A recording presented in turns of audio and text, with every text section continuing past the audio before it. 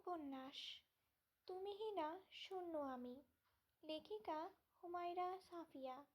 পর্ব 1। পাঠে আছে আমি নীলাঞ্জনা। চারিদিকে পাখিদের কোলাহল, প্রকৃতি যেন আজ ঝলমল করছে। পুকুর ধারে আজ সাদা বকের মেলা। রোজকার দিনের মতোই আজও লাল সূর্যকে সাক্ষী রেখে সকালবেলা পুকুর ধারে বসে আছে এক কিশোরী। ঘন কালো চুল তার, চক্ষুদ্বয় যেন মর্মবিদ্ধ হরিণীর থেকেও মায়াময়। কাজল কালো সে চোখের দিকে তাকালেই যে কারোরই মন চাইবে হারিয়ে যেতে তার ওই দুই চোখের মাঝে। ফর্সা চেহারা যেন প্রকৃতির আলো আর তীব্র রোদে দুধে আলতা রূপ ধারণ করেছে, অষ্টযুগল লাল গোলাপের পাপড়ির মতো। সে প্রকৃতিপ্রেমী, তাই প্রতিদিন সকাল সন্ধ্যা সাক্ষাৎ করে যায় এই বন্ধুগুলোর সাথে। শেখ বংশের ছোট্ট প্রদীপ এই কিশোরী, নাম তাহেরা আফসানা শেখ মার্জিয়া। কিন্তু সে তার এই নামে পরিচয় দিতে স্বাচ্ছন্দ্য বোধ করে না। কেন জানি সে শেখ বংশের মেয়ে হিসেবে নিজেকে পরিচয় দিতে ঘৃণিত বোধ করে। যৌথ পরিবারে বেড়ে উঠলেও একাকিত্বে থাকাটাই যেন তার সকল রোগের ঔষধ। নিজেকে তাহেরাতুল মার্জিয়া বলে পরিচয় দেয় সবার কাছে। তার মায়ের নাম আফসানা হক শারমিন। তাহেরা জন্মের সময় নিজের নামের একাংশ তাহেরার নামের সাথে জুড়ে দেন আফসানা হক, আর তার বাবার নাম মাহবুব শেখ, তাই মেয়ের নাম রেখেছিলেন মার্জিয়া। তবে দাদা দাদি দুজনেই চায় নাম রাখা হোক তাহেরা। সবার মন রাখতে চেয়ে তার নামের দৈর্ঘ্য অনেকটাই বড় হয়ে যায়।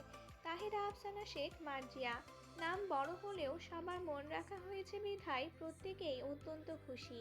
মাহমুদ শেখের একমাত্র সন্তান মার্জিয়া, তার আর কোনো সন্তান নেই। তবে মার্জিয়া শেখ বাড়ির ছোট কন্যা। মাহমুদ শেখের আরও 3 ভাই রয়েছে। বড় ভাই মাহাদি শেখ, মেজ ভাই মাহবুব শেখ, সেজ ভাই অর্থাৎ সেজ ছেলে ছিলেন মাহমুদ শেখ, ছোট ছেলে ছিলেন মুবিন শেখ। যদিও মুবিন শেখ আর তার স্ত্রী রাত্রি 2 কন্যা সন্তান তুলনা আর তাহেরাকে নিয়ে বিদেশে থাকে। রাত্রি বেগমের শখ তার 2 মেয়েকে বিদেশি শিক্ষায় শিক্ষিত করবেন। মুবিন শেখ প্রথমে রাজি না থাকলেও পরবর্তীতে স্ত্রীর কথা ফেলতে পারেননি।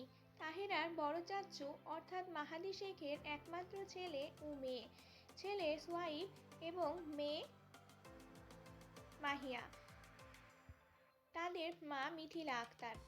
সবশেষে মাহবুব শেখ সব ভাইদের মধ্যে ছিলেন সবচেয়ে শান্ত ও সবিবেচক। সবকিছু তিনি আবেগ নয় বিবেক দিয়ে বিচার করেন। তাদের পরিবার বিশাল ব্যবসা থাকলেও পেশায় তিনি আইনজীবী। তবে সুযোগ পেলে বড় ভাই ও সেজ ভাইয়ের সাথে 2 ছেলে ব্যবসার কাজে হাত লাগান। তার আবার 2 ছেলে তাহমিদ আর তুর্য। সকলের উপস্থিতিতে শেখ বাড়ি সবসময় হাস্যোজ্জ্বল আর বিয়ে বাড়ির মতো উত্তেজনাপূর্ণ হয়ে থাকে। তবুও ঘরের এক কোণে নিজেকে গুটিয়ে সুটিয়ে আড়াল করে রাখে নিজেকে, সবসময় কান্না করে। বাড়ির অন্যান্য সদস্যদের যেন এ নিয়ে কোনো মাথা ব্যথা নেই। তবে বড় ভাই সোয়াইব আর তুর্য প্রায়শই জিজ্ঞাসা করে তার কান্নার কারণ। কিন্তু তাহেরা যেন পাথর, কখনোই সে মুখ খুলতে রাজি নয়। তুর্য ব্যগ্র কণ্ঠে জিজ্ঞাসা করলে তাহেরা আরও বেশি কাঁদতে থাকে। তাই সোয়াইব চোখের ইশারায় তাকে নিষেধ করে। সবাই যেন তাহেরার মা নেই, তাই কান্না করে। তার মা চলে গেছে তাকে রেখে যখন তার বয়স 7 বছর। কোথায় গেছে তা তাহেরা জানা নেই। সে কখনো জানার চেষ্টাও করেনি, কারণ মায়ের প্রতি তার অনেক রাগ, ক্ষোভ, আক্ষেপ। কিভাবে পারলো তার মা এটা করতে? ছোট বাচ্চাটার কথা তিনি একবারও ভাবলেন না। ছোট তাহেরা চাইতো না তার মা কখনো মারা যাক। কোনো সন্তানই এটা চাইবে না বা কল্পনা করবে না। কিন্তু সে কি ভেবেছিল তার মা দুনিয়া থেকে না গেলেও তাকে ছেড়ে চলে যাবে? সেদিনের পর থেকে শেখ বাড়ির পরিবেশ হয়ে যায় ভিন্ন রকম। সকলের আদরের তাহেরা যেন সকলের বিরক্তির কারণ। তার যে বাবা তাকে সবকিছু দিয়ে আগলে রাখত, আজ সে বাবার চক্ষুশূল। বাড়িতেও সে অবহেলিত। সে দ্বাদশ শ্রেণীর শিক্ষার্থী। সকল অবহেলা যন্ত্রণা ভুলে সে পড়ালেখা চালিয়ে যাচ্ছে, কারণ সে ভাবে তাকে অনেক বড় হতে হবে, তার স্বপ্ন পূরণ করতে হবে। একমাত্র প্রতিষ্ঠিত হতে পারলেই সব অন্ধকার ঘুচে যাবে, চলে যাবে অনেক দূরে।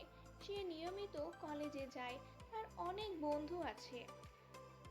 মেয়েটা হাসি খুশি, সহজে বন্ধু পাতিয়ে ফেলে সবার সাথে। আসলে তাহিরাকে বাইরে থেকে দেখে বোঝাই যাবে না তার এত কষ্ট মনে জমাট বেঁধে আছে।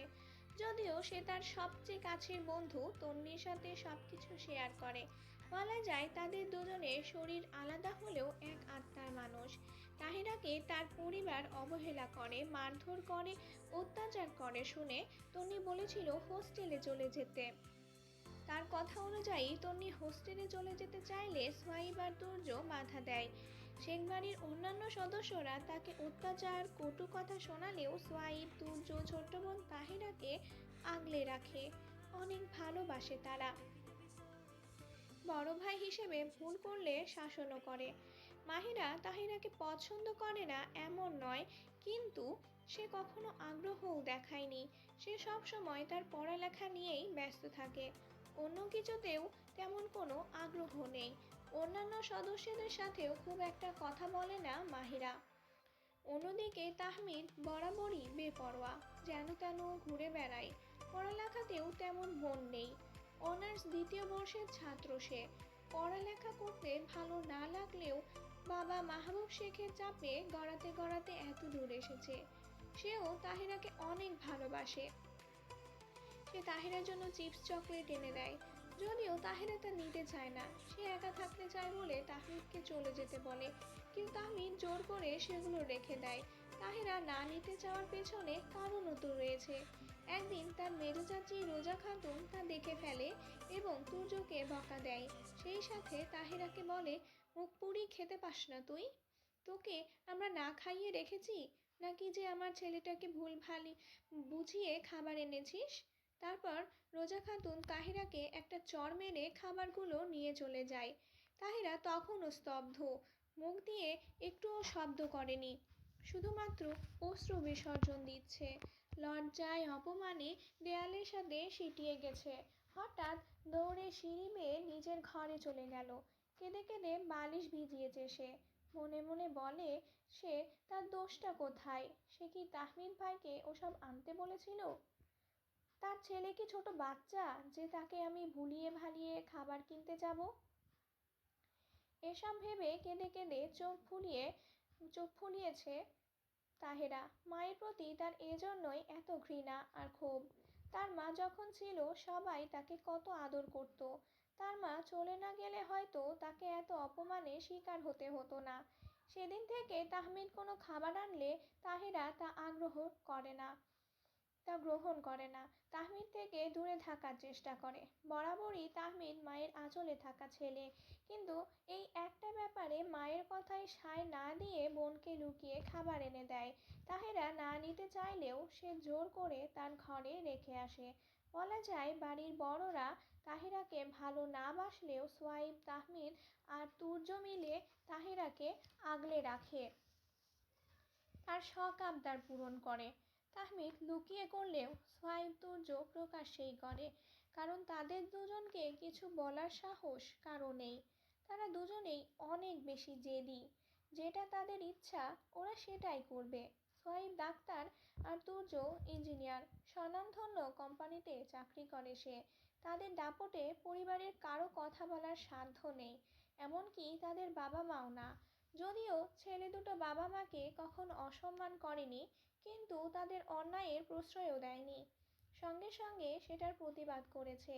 মূলত তাদের দুজনের জন্যই তাহেরা এ বাড়িতে আছে, না হলে কবেই চলে যেত। এত বড় ঢাকা শহরে কোথাও একটা ঠাঁই খুঁজে নিত। বড় দুই ভাই তো তাহেরার পড়ালেখা খরচ চালান। তার বাবা চান না তাকে শিক্ষিত করতে, কিন্তু তাহেরা পড়াশোনায় অনেক ভালো হওয়ায় সোহাইব আর তুর্যই সকল খরচ বহন করে। প্রতিদিনের মতো আজও তাহেরা কলেজ গিয়েছে। সকল শিক্ষকের চোখের মণি সে। পড়ালেখায় যেমন সে ভালো, আচরণেও তার মনোমুগ্ধকর। বাড়িতে তাকে সকলে অবহেলা করলেও কলেজে সকলের চোখের মণি। সবাই তাকে খুব ভালোবাসে, তার সকল কাজে সাহায্য করে। সেজন্য বোধহয় বলে, সৃষ্টিকর্তা কাউকে ঠকান না। একদিকে অপূর্ণতা থাকলেও অন্য দিক দিয়ে পুষিয়ে দেন। তাহেরা শুধু পড়ালেখায় পারদর্শী তা নয়, সে ভালো ছবি আঁকতে পারে, অসম্ভব সুন্দর কবিতা আবৃত্তি করে, গানের গলাও মন্দ নয়। কলেজ শেষে আজ তাহেরা বন্ধু বান্ধব মিলে মাঠে গোল হয়ে বসে খোশ গল্প জমিয়েছে।